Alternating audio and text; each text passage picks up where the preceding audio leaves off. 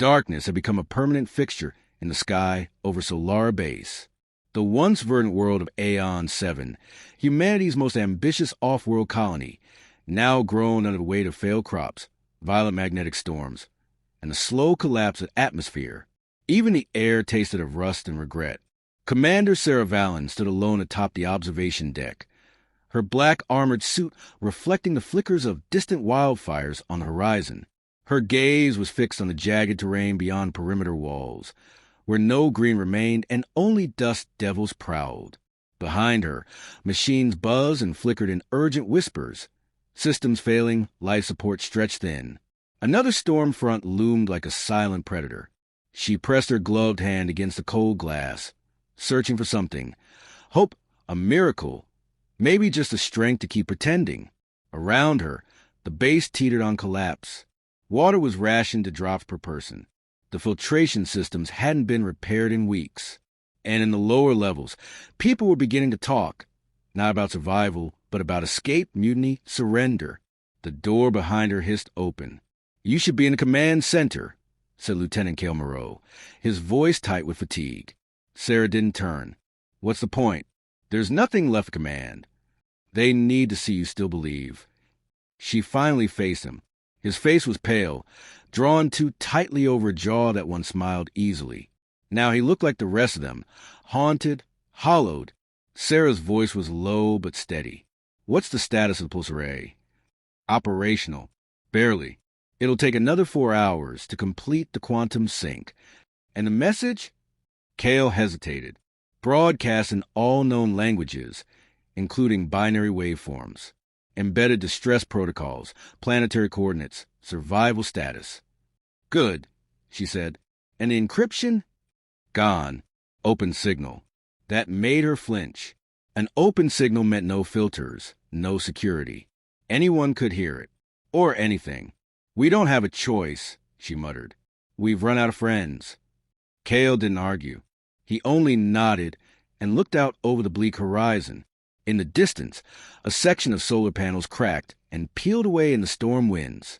Tiny sparks danced like fireflies in the failing dusk. When Cale left, Sarah remained, arms crossed tightly against her chest, waiting as the sun vanished beneath Aeon 7's poisoned sky.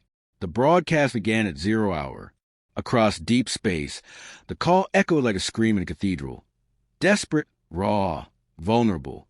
A patchwork voice layered with data, maps, frequencies, and sorrow. The plea was clear. "We are dying. Please help us." The days that followed were slow and unbearable. No response. No anomaly. Just the creeping rot of despair. Inside Solara Base, tempers flared. Fights broke out over water rations. The medical bay overflowed with exhaustion and infections. People whispered that the broadcast had only hastened their doom, calling predators instead of saviors. Sarah attended daily briefings with fewer and fewer officers. Most had defected to the civilian zones, abandoning duty for whatever time they had left. She couldn't blame them. Discipline didn't feed empty bellies. But still she waited. Then, on the 5th night, the stars blinked. Not in the usual, lazy shimmer of distant light. This was precise. Patterned. Artificial. The control room fell into stunned silence as the sensors lit up. Foreign frequencies. Quantum echoes bouncing back to the wormhole corridors of deep space. Cale ran diagnostics with shaking fingers. "It's not human," he said. Sarah stood behind him, eyes locked on the data as it streamed in. The signal was intricate, layered, nonlinear. Alive. "What does it say?" she asked. Cale looked up. "I don't think it's a message. I think it's a location. Coordinates." He nodded. "And they're inbound." An hour later, Solara Bay saw its first light in weeks. The sky ignited with fire and impossible geometry as a massive rift tore open the air above the northern ridge. From it descended shapes, colossal, silent, and alien. They floated, not on engines, but by will. Towering spires shaped like obsidian spears, bristling with faint blue veins of light. Panic erupted across the base. Sirens screamed. Soldiers scrambled to their posts, weapons drawn. Civilians cried out in terror. Sarah didn't move. "They heard us," she whispered. "They answered." Cale said, his voice barely audible. The lead craft descended slowly, deliberately, and then hovered just above the surface. The ground beneath it was scorched but untouched. A door slid open with no sound, no announcement, no warning, and out stepped a figure. She was tall, humanoid, clad in a second skin of interlocked armor that shimmered like oil on water. Her face was almost human, too symmetrical, too composed. A crown of cybernetic implants glinted beneath her jet-black hair, wires coiled like living tendrils. Her eyes, silver, not white, scanned the scene with impossible precision. The soldiers raised their rifles. "Hold your fire." Sarah barked, stepping between them and the approaching alien. The woman, or whatever she was, stopped 10 meters away. She tilted her head slightly, curious, calm. Then she spoke, not aloud, but in every mind present. "We heard your plea." The voice was emotionless, but not cruel. It resonated like wind through glass. "We come not as saviors, but as arbiters." A murmur rose among the soldiers. Sarah raised her hand for silence, her heart hammering against her ribs. "What does that mean?" she asked, her voice steady. "You called across the void, and so we came. Not to rescue, to evaluate, to decide." Cale took a step forward. "Decide what?" The being turned her gaze on him. "If your world is worth saving." Sarah's mouth went dry. Around her, people shifted uneasily. The base's remaining officers whispered frantic theories. "Then what happens if we're not?" she asked. The being said nothing. But the sky behind her bloomed again, more ships, more shadows and clouds. An armada, an empire, or a judgment. The silence stretched until it broke under the weight of a single thought. "Prepare. We begin tomorrow." And then she turned and walked back into the ship, which rose into the air and vanished as suddenly as it had appeared. Sarah stood alone in the chill wind, the command staff behind her frozen in place. Cale's hand hovered over his sidearm, not in threat, but habit, a need for something tangible. "What do we do now?" he asked quietly. Sarah looked at the sky, still flickering with distant ships like stars out of place. "We get ready," she said, "for whatever comes next." And in the stillness that followed, the weight of their own call pressed down upon them all. The most dangerous beings had arrived, and they had listened. Dawn never truly arrived on Aeon 7 anymore, but something akin to it bled to the haze. A pale, rust-colored glow filtered to the atmospheric veil, casting the base in sepia tones. The shadows were long, stretching across scorched ground and fractured metal, as if everything in the world were leaning away from the sky. Sarah Vallon stood at the front lines of the northern ridge, helmet clipped to her belt, eyes lifted to the looming ship above. The alien craft hung there like a silent god, unmoving, unblinking. Its surface was not metal in any traditional sense, more like an organism frozen in armor, pulsing with faint lines of living circuitry. Its presence altered the air itself, creating static tension that tingled in her teeth and made her skin feel 2 sizes too small. Around her, the soldiers waited in formation, rows of them, lean, undersupplied, and frightened. Their rifles were trained upward, although none had received a direct order to fire. Not yet. Every finger on every trigger was 1 heartbeat away from disaster. No movement came from the ship until the second hour. A section of its underside peeled open like an iris, revealing a smooth descent platform. On it stood the same woman from the previous day, the being that had spoken in their minds and vanished into the night like smoke. Behind her were 2 more figures, taller and broader, armored from head to toe in dark plates that moved as though alive. Their faces were masked and their movements synchronized with an eerie, unnatural precision. Sarah stepped forward as the platform touched the ground without a sound.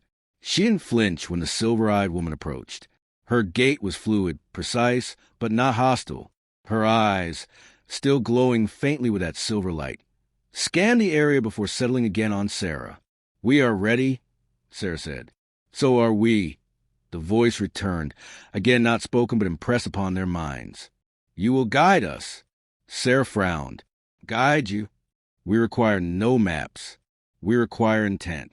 Yours. The choices you make. The alliances you form. The fractures you hide. The words settled like lead. Sarah felt them not in her ears, but in her memories, dredging up things she hadn't spoken aloud in years. Cale stepped to her side, gaze locked on the armored escorts. "You're watching us. We are learning you. For what purpose?" Sarah pressed. "You said you came to evaluate, not invade." The being tilted her head, as if considering whether Sarah had earned more than half-truths. "Evaluation begins with presence. Judgment comes after." A long silence fell. The soldiers behind them shifted uneasily, the line between fear and fury blurring. Sarah didn't look back at them. Instead, she stepped closer, close enough now to see that the being's armor pulsed faintly with light at her throat, a rhythm, a heartbeat, perhaps artificial. "Then understand this," Sarah said. "We didn't call you out of ambition. We called because we are dying.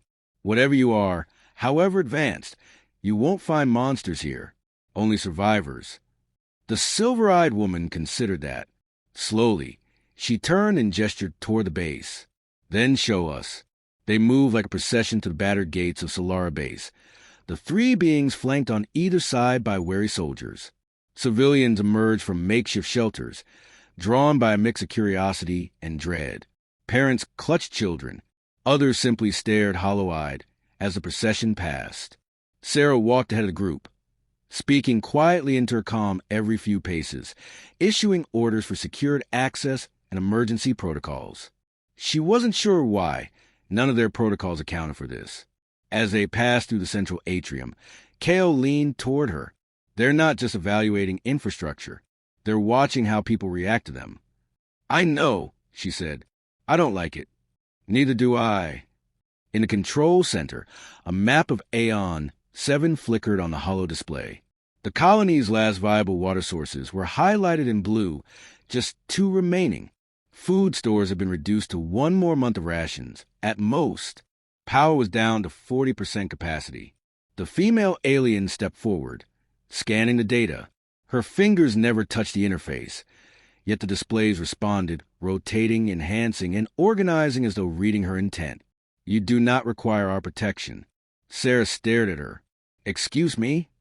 "You require containment. You are the hazard." Cale swore under his breath. Sarah's tone sharpened. "We ask for help, not judgment. That distinction is meaningless. Help without assessment leads to annihilation. We have seen this pattern. We have ended it many times." "What are you saying?" she asked. "That your kind consumes without constraint. You build beyond your means. You extract until nothing remains. Even here, on this failing world, your primary instinct was to dominate it. When it refused you, you turn on each other. You do not seek survival. You seek supremacy." Sarah stepped forward, eyes narrowed. "You think you know us from a few days of watching? You don't know what we've lost, what we've fought for. And yet, you summoned us." The words hit like a slap. The moment you chose to send that signal, you consented to consequence. The control center fell into an icy silence. Even the machines seemed to hold their breath. The alien turned to leave, and her escorts followed without a word. Cale broke the silence. "That didn't sound like a rescue. That sounded like an indictment." Sarah didn't respond. Her fists were clenched. Outside, the beings returned to their vessel, but the sky did not calm. Instead, more ships began to arrive, 7, then 10, then more, slipping from rifts like specters through veils. They hovered above major colony zones, casting long shadows across the land. Not a fleet, a tribunal. Back in the war room, Sarah called an emergency council. A dozen voices joined her, scientists, military, civil leaders. The debates were immediate and volatile. "They're here to eliminate us." They said evaluate, not execute. They don't differentiate. Maybe we show them we're not a threat. Maybe we show them we are and make them think twice. Sarah listened, but her thoughts were elsewhere. She thought of the children in the shelters, the engineers who kept patching life support systems with scraps, the miners who hadn't seen daylight in weeks. She thought of the broadcast, of her voice carried across a galaxy not to salvation, but to scrutiny. And she thought of the silver-eyed being, whose presence was less an arrival and more a reckoning. Finally, She raised her voice. "We made a call," she said. "We asked for help, and something answered. We can't undo that. What we can do, what we must do, is survive this evaluation, whatever it means, however it ends." Kale looked at her, uncertain. "And if their judgment is final?" Sarah met his gaze. "Then we make damn sure they know who we are before they pass it." Far above, the ships pulsed with unreadable signals. And far below, the humans braced for the test they never truly expected to survive. The days that followed were no longer measured in hours or sunlight, but in silence. Not the absence of sound, but the charged, watching kind that lingered over every decision, every breath. Solara Base had become a living specimen under a microscope, examined, dissected, interpreted. The tribunal ships hovered unmoving in the sky, each casting a circular shadow that seemed to burn into the landscape itself.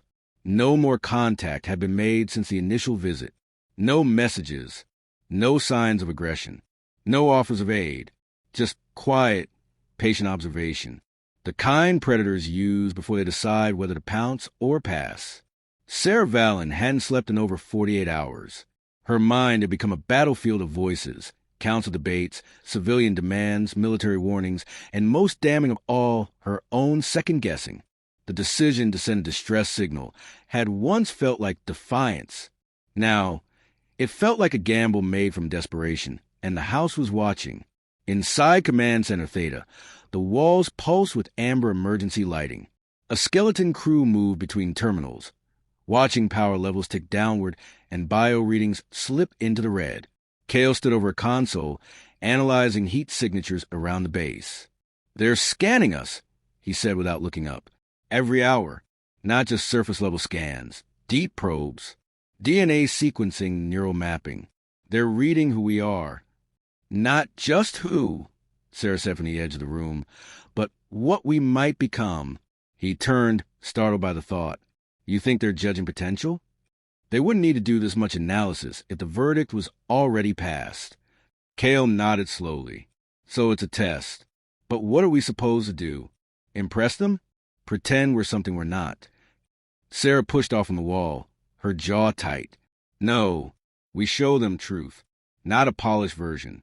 The raw, hard parts too." Kale exhaled. "You sure about that?"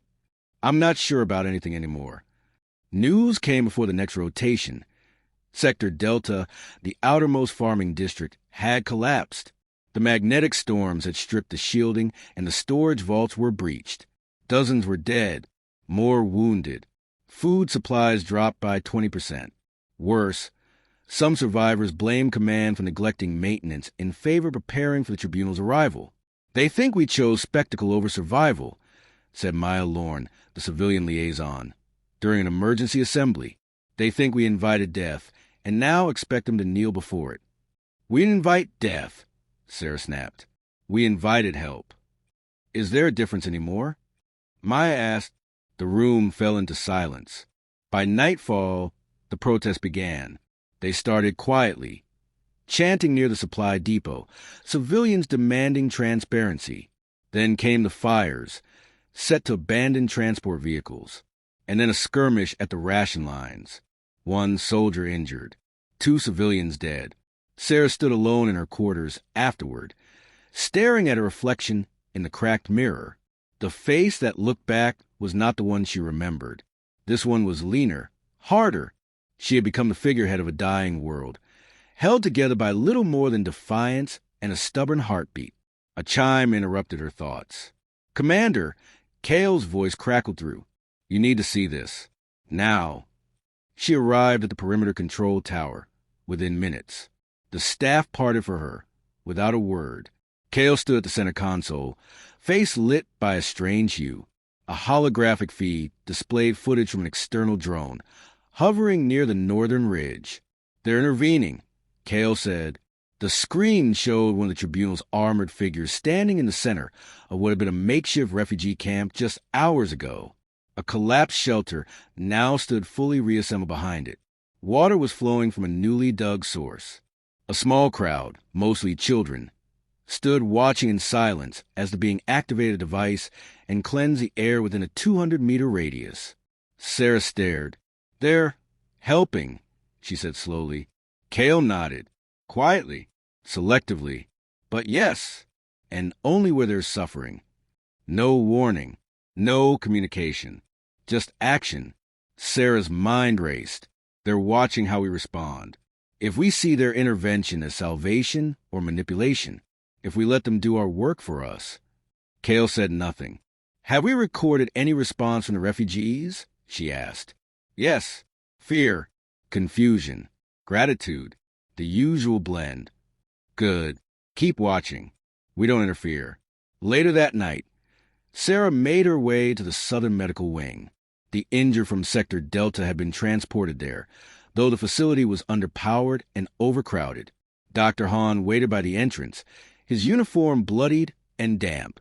I need more med drones, he said as she approached. We're at capacity. Then clear some off surveillance. She shook her head. We need those eyes.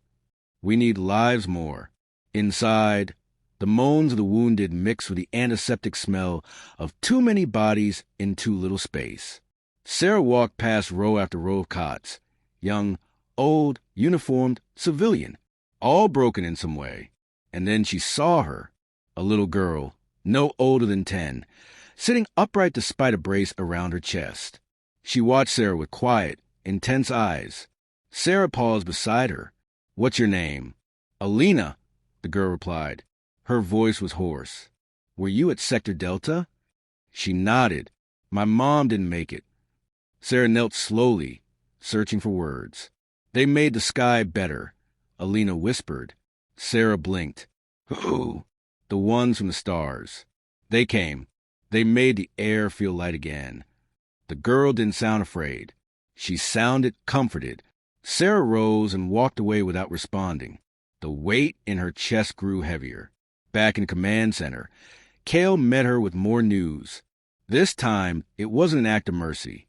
A squad of scavengers had raided the Northwest Supply Depot, claiming they were reclaiming hoarded rations. Security forces responded. Shots were fired. 7 dead. The footage was clear. Anger, chaos, desperation. Not just from the scavengers, but from the guards. It hadn't been a battle. It had been a collapse. Sarah stared at the screen long after the footage ended. They're going to see this, she said. Cale and Nita asked who they were. A long pause passed before he asked, Do you still believe we can pass their test? She didn't answer. Instead, she turned to the window. Outside, the tribunal ship still hovered, silent, still unknowable, a monument to judgment. We've survived every failure we've made, she said quietly. Maybe that's what they're really looking for. Cale raised an eyebrow. Survival through self-destruction? No, survival in spite of it. The alarms blared before she could say more. A new signal, not from orbit, from beneath the surface. Deep seismic readings, unnatural patterns, something ancient stirring far beneath the base. Cale's eyes widened. That's not them. No, Sarah said, her heart pounding. It's something we buried. The tremors worsened as night deepened, each pulse beneath the earth like the heartbeat of something waking from a long and bitter sleep. Solara Base was no stranger to tectonic disturbances, but this was different. The rhythm was too precise, too measured. A countdown, not a coincidence. Sarah stood before the underground archive doors, watching them unseal with a hiss of stale air and long-buried dust. This part of the colony hadn't been touched in years. Not since the old war, not since Project Erebus had been sealed away. Not forgotten. Just hidden. Cale stood beside her, rifle slung across his chest, though they both knew bullets meant nothing now. I thought this place was decommissioned, he muttered. It was, she said, stepping inside. And then they made us forget it. The passage ahead was lined with reinforced steel and flickering lights. Panels sparked with age and neglect. The deeper they went, the colder the air became, until even their breath fogged in the sterile dark. I should have guessed it was this, Cale said.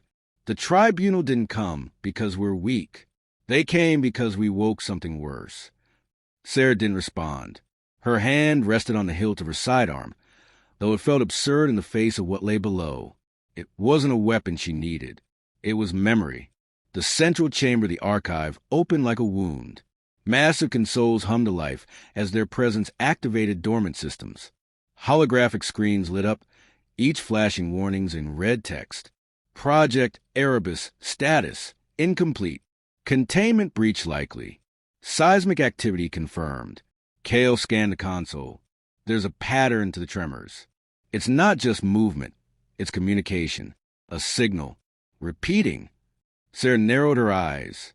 Broadcasting to whom? A voice crackled to life through the speaker. Mechanical, warped, familiar. It was her own, recorded years ago. Back when Project Erebus was greenlit. Initiating Phase 0 interface. Biological integration begins now. All failures will be purged. Kale turned to her, disbelief and betrayal written all over his face.